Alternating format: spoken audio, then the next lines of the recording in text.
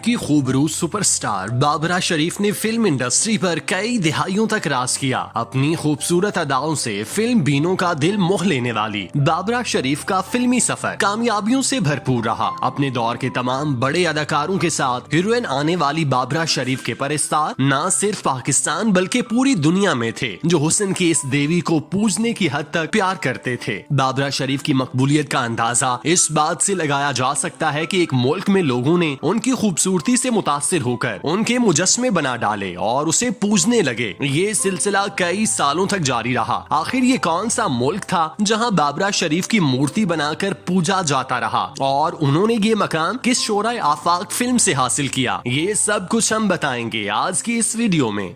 मुझे आपकी जान की कसम, अब तो यकीन आया आपको?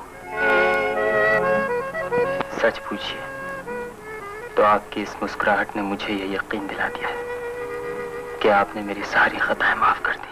मोहब्बत एक लाजवाल जज्बा है। पाक और हिंद में इस मौजू को मद्देनजर रखकर आज तक बेशुमार फिल्में बनाई जा चुकी हैं और अब तक बन रही हैं। 1975 में फिल्म साज हिदायतकार मुसन्निफ शबाब किरानवी ने क्लासिकल अंग्रेजी नावल लव स्टोरी को मेरा नाम है मोहब्बत नामी फिल्म के लिए मुंतखब किया। मगरबी मुआशरे के नुमाइंदे इस नावल को उन्होंने पाकिस्तानी तहजीबो मुआशरे के सांचे में ढालते हुए एक सुपर क्लासिकल सदाबहार ऑल टाइम हिट फिल्म बनाकर पाकिस्तानी सिनेमा का सर फख्र से बुलंद किया। इस फिल्म को न सिर्फ पाकिस्तान में पजीराई मिली बल्कि बरादर मुल्क चीन में इस फिल्म को जो कामयाबी और पसंदीदगी की सनद मिली उसकी नजीर मिलना मुश्किल है। ये फिल्म वहाँ चीनी जुबान में डब करके रिलीज की गई तो चीन की नौजवान नस्ल ने इस फिल्म को अपनी पसंदीदा फिल्म करार दिया। चीनी अवाम ने उस वक्त इस फिल्म को अपने लिखे गए एक खत में जबरदस्त खिराजे तहसीन पेश करते हुए कहा, चीन में जो अब तक गैर मुल्की फिल्में रिलीज हुई उनमें मेरा नाम है मोहब्बत सबसे बेहतरीन फिल्म है। अपने खत में उन्होंने फिल्म के मरकजी किरदार रोशनी, बाबरा शरीफ और हामिद गुलाम मुहय्युद्दीन की किरदार निगारी को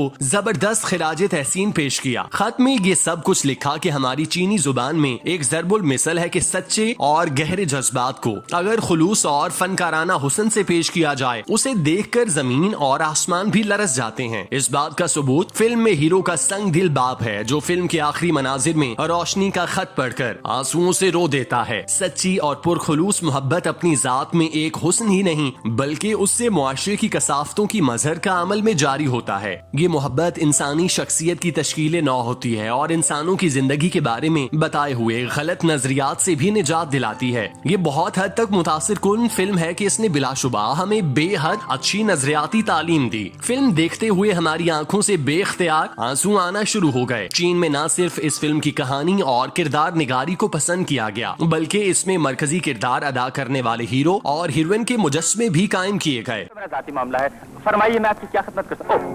तशरीफ ले जाइए। मैं आपको लिफ्ट देना चाहता हूँ। मुझे जरूरत नहीं है लिफ्ट की, कोई बेवकूफ लड़की ढूंढो जाकर। जरा सा अता पता बता दीजिए किसी बेवकूफ लड़की का, ढूंढ मैं खुद लूंगा।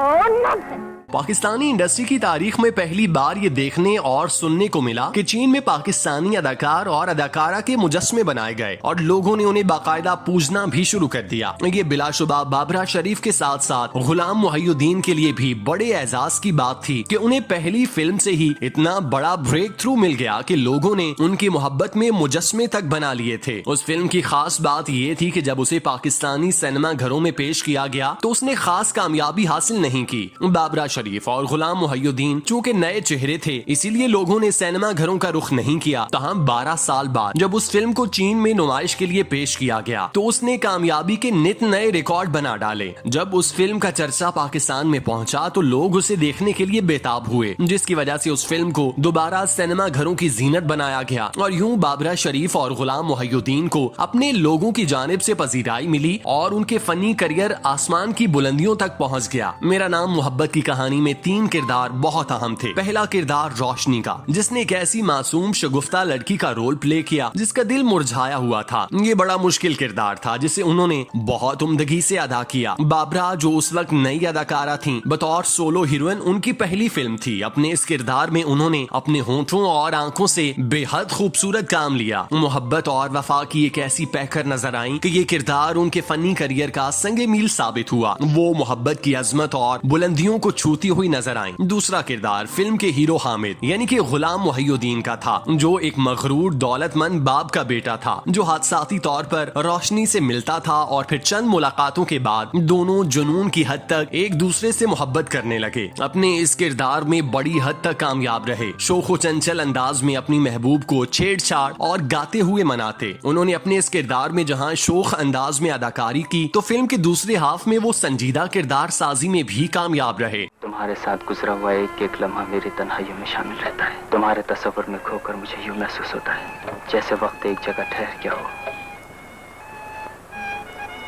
छेड़ा है जवानी ने मोहब्बत का तराना। हामिद का दौलतमंद घुमंडी बाप उसकी शादी अपनी दोस्त की बेटी से करने की ख्वाहिश रखता था, लेकिन रोशनी से मिलने के बाद हामिद ने अपने बाप के फैसले से इख्तलाफ करते हुए मुस्तरद कर दिया, जिसके नतीजे में उसे घर और दौलत से महरूम होना पड़ा। रोशनी का बाप यानी कि अलाउद्दीन अपनी बेटी के जज्बात को मद्देनजर रखते हुए दोनों की शादी कर देता है। तीसरा किरदार हामिद के बाप सेठ इरशाद यानी कि रेहान का था, जिसे अपनी दौलत और मर्तबे पर बड़ा घमंड था। उसने अपने बेटे को एक आम गरीब लड़की से मोहब्बत करने की वजह से अपनी जायदाद से आग कर दिया। मेरा नाम है मोहब्बत एक बहुत मुश्किल और नाजुक मौजू था, जिसे शबाब किरानवी ने अपनी जहानत और महारत से कुछ इस अंदाज में फिल्माया कि ये फिल्म हर खासो आम ने पसंद की। इस कहानी के बारे में वो कहते थे, दुनिया में इंसान के पास मोहब्बत से बढ़कर कोई दौलत नहीं होती। ये कहानी दो दिलों की धड़कनों का एक ऐसा अफसाना है जिसमें जिंदगानी का तरन्नुम भी है और मोहब्बत का तबस्सुम भी। इसमें वो अलमिया भी है, हुस्न और इश्क के संगम की एक अमर कहानी जो मोहब्बत की दुनिया में हमेशा यादगार बनकर जिंदा रहेगी। समझता है सारा जहां ये हकीकत मोहब्बत खुदा है। मोहब्बत को दे जाएंगे इतनी अजमत, ये दुनिया मोहब्बत को सजदा करेगी। ये वो पैगाम है जो इस फिल्म के जरिए आलमगीर सतह पर दिया गया। रोशनी और हामिद की मोहब्बत का एक अफसाना नाकाबिले फरामोश दास्तान है। ये दुनिया रहे न रहे मेरे हमदम।